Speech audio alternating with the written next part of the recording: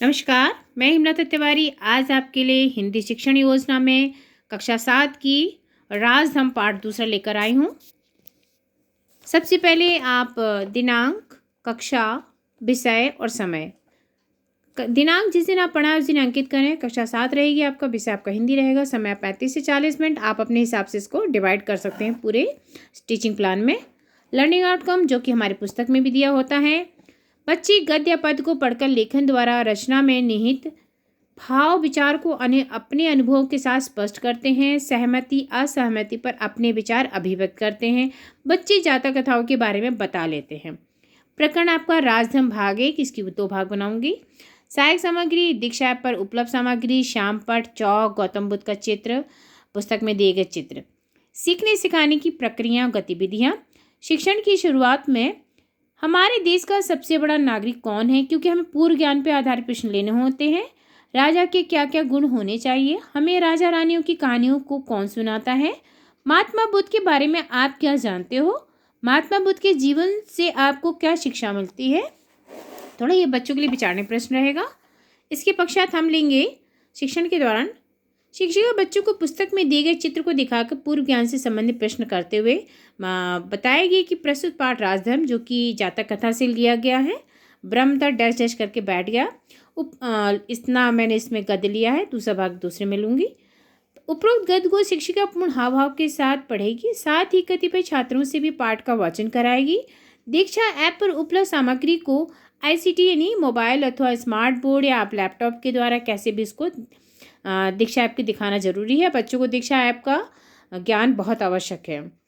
पाठ को अगर आगे बढ़ाकर गद्य का सारांश बताएगी। प्राचीन काल में वाराणसी में ब्रह्मदत्त नामक धर्म और न्यायपरायण राजा हुआ करते थे, यानी राज्य करते थे। उसके राज में बोधिसत्व एक ब्राह्मण कुल में पैदा हुए थे। राजा ब्रह्मदत्त विवेकशील, राज्य में कोई ऐसा व्यक्ति न था जो कि दोष बताए।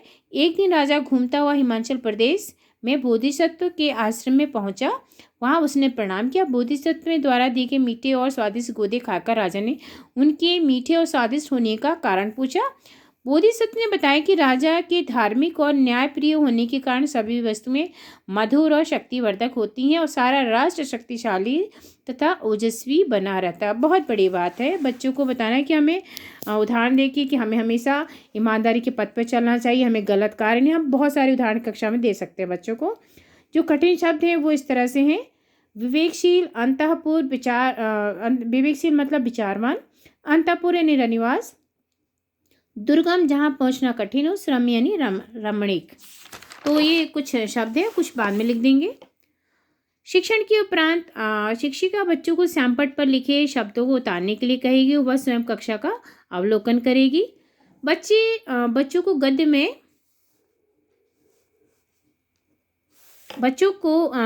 में बहुत सारे शब्दों में विभिन्न प्रकार के प्रत्यय लगे हुए उन्हें छांटने के लिए बताएंगी। जैसे कि उनको बताएंगे कैसे विवेकशील है तो विवेक में शील लगा है, शक्ति में वर्धक लगा है, श्रद्धा में पूर्वक लगा है, न्याय में प्रिय लगा है, पूर्वक लगा है, इसमें हीन लगा। इसी तरह के और भी शब्द बनाने के लिए हम बच्चों को क्लास में जैसा आपके पास समय है आप कर सकते हो, ताकि बच्चे इसको समझें और नए शब्दों का सृजन करें।